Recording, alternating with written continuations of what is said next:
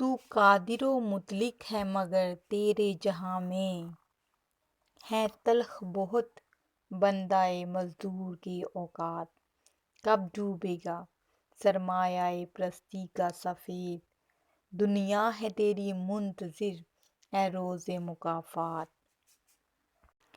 بسم اللہ الرحمن الرحیم۔ السلام علیکم۔ پروفیسرز چینل میں میں آپ لوگوں کو خوش آمدید کہتی ہوں۔ انشاءاللہ اس ویڈیو میں آپ لوگوں کے ساتھ کچھ تنقیدی اصطلاحات پیش کروں گی، جن میں نو آبادیات ہے، پس نو آبادیات، داخلیت کیا ہے، خارجیت کیا ہے، دبستان کیا ہے۔ لیکن ٹاپک کی طرف جانے سے پہلے آج کا پیغام ضرور سنیں۔ آج کا پیغام یہ ہے، کسی بزرگ کا قول ہے کہ میں پوری زندگی دو بندوں کو تلاش کرنے پہ گزار دی، لیکن وہ نہ مل سکے۔ ایک وہ جس نے اللہ کے نام پر دیا ہو اور وہ غریب ہو گیا ہو، اور دوسرا وہ جس نے ظلم کیا ہو اور اللہ کی پکڑ سے بچ گیا ہو۔ شکریہ۔ سب سے پہلے میں دبستان کے بارے میں آپ لوگوں کو بتاؤں گی کہ دبستان کیا چیز ہے۔ دبستان کے لغوی معنی ہے مکتب کے یا مدرسہ کے، مکتب فکر ہے۔ اصطلاح میں شاعروں یا ادیبوں کا وہ گروہ جو ایک ہی نظریے کے تحت لکھتا ہے، جو ایک جیسے قواعد اپناتا ہے، دبستان کہلاتا ہے۔ اردو میں دو مشہور دبستان ہیں، جن میں دبستان دلی، دبستان لکھنؤ۔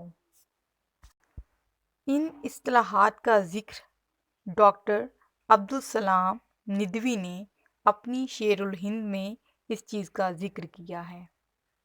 اس کے بعد نور حسن ہاشمی میں دہلی کا دبستان شیرا اور ابوالعلا صدیقی نے دبستان لکھنؤ و شیرا لکھے۔ اب ان دونوں دبستانوں میں کیا فرق ہے؟ تو ان دونوں میں نمایاں فرق یہ ہے کہ جو دہلی کا جو دبستان ہے اس میں داخلیت ہے، جبکہ لکھنؤ کا جو دبستان ہے اس میں خارجیت ہے۔ جن کا تعلق دبستان دہلی سے تھا ان میں سادگی ہے، سلاست و سادگی ہے، اور لکھنؤ میں تکلف اور تصنع ہے۔ اب بتاؤں گی آپ لوگوں کو کہ داخلیت کیا ہے اور خارجیت کیا ہے، سادگی و سلاست کیا ہوتا ہے۔ داخلیت باطنی جذبات کے اظہار کو داخلیت کہتے ہیں، جو قلبی جذبات کا اظہار کرتے ہوں، جبکہ ظاہری جسم، حسن، لباس، زیور، رخسار، ہونٹ، ان کا ذکر جو ہے وہ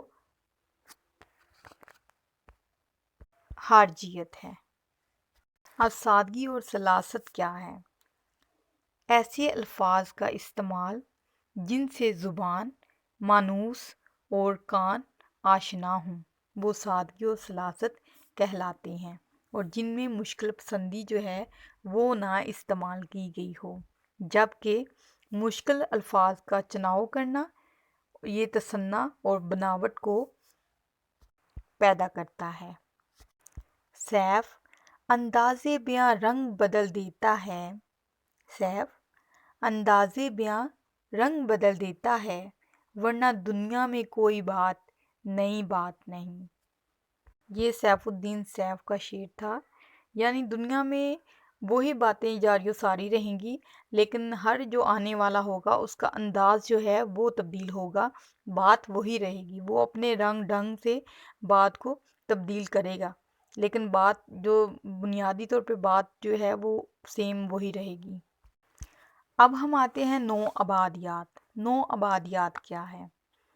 ایک جدید تنقیدی اصطلاح ہے جب ایک علاقے کے لوگ دوسرے علاقے کے لوگوں، یا ایک ملک کے لوگ دوسرے ملک کے لوگوں، یا ایک قوم دوسری قوم پر قبضہ کرتی ہے، تو وہاں اپنے قوانین نافذ کرتی ہے یا کرتی ہیں۔ مطلب جس نے قبضہ کیا ہے وہ اپنے قوانین نافذ کرے، تو ان قوانین کے جو نفاذ کے بعد ثقافت اور ادب میں تبدیلی آتی ہے، اس کا جو مطالعہ ہے وہ تنقیدی مطالعہ نوآبادیات کہلاتا ہے۔ اگلی جو تعریف ہے وہ ہے پس نوآبادیات۔ اس کو مابعد نوآبادیات بھی کہتے ہیں۔ ایک جدید تنقیدی اصطلاح ہے جب کوئی قوم یا ملک اپنا قبضہ ہٹاتا ہے، وہ ملک وہاں سے چلا جاتا ہے، تو وہاں کی ثقافت اور ادب میں جو اثر پڑتا ہے، اس کا تنقیدی مطالعہ جو ہے پس نوآبادیات کہلاتا ہے۔ یہ اصطلاح ایڈورڈ سعید نے 1978 میں اپنی کتاب اورینٹلزم میں استعمال کی تھی۔ اب ہم پلاٹ کی بات کرتے ہیں۔ پلاٹ واقعات کی ترتیب کی کڑی پلاٹ کہلاتی ہے، یا واقعات کی وہ ترتیب جو سبب، وجہ اور نتیجے کے ساتھ ہوتی ہے۔ عام طور پر کہانی اور پلاٹ میں فرق نہیں کیا جاتا۔ کہانی میں جو واقعات کی ترتیب ہوتی ہے وہ زمانی تسلسل کے ساتھ ہوتی ہے، لیکن پلاٹ کی ترتیب سبب اور نتیجے، وجہ سے تعلق رکھتی ہے۔ مثلاً ایک آدمی مر گیا اور 2 دن بعد اس کی بیوی بھی مر گئی، تو یہ زمانی تسلسل ہے۔ لیکن اگر یوں ہو کہ آدمی مر گیا اور اس کے غم میں اس کی بیوی بھی مر گئی، تو یہ پلاٹ ہے، وجہ اور سبب ہے۔ ارسطو نے پلاٹ کی 2 اقسام بتائی ہیں، جن میں سادہ بھی ہے اور پیچیدہ بھی ہے۔ ارسطو نے پلاٹ کو المیہ کی روح قرار دیا ہے۔ المیہ کے ارکان مسدسہ میں سے جو سب سے اہم رکن ہے وہ پلاٹ ہے۔ کچھ ایسے افسانے بھی لکھے گئے ہیں جو پلاٹ کے بغیر ہیں، جن میں کرشن چندر کی 2 فرلانگ لمبی سڑک، حسن عسکری کا چائے کی پیالی ہے۔ جی ہاں، تو کیسی لگی ویڈیو کمنٹ سیکشن میں ضرور بتائیے گا۔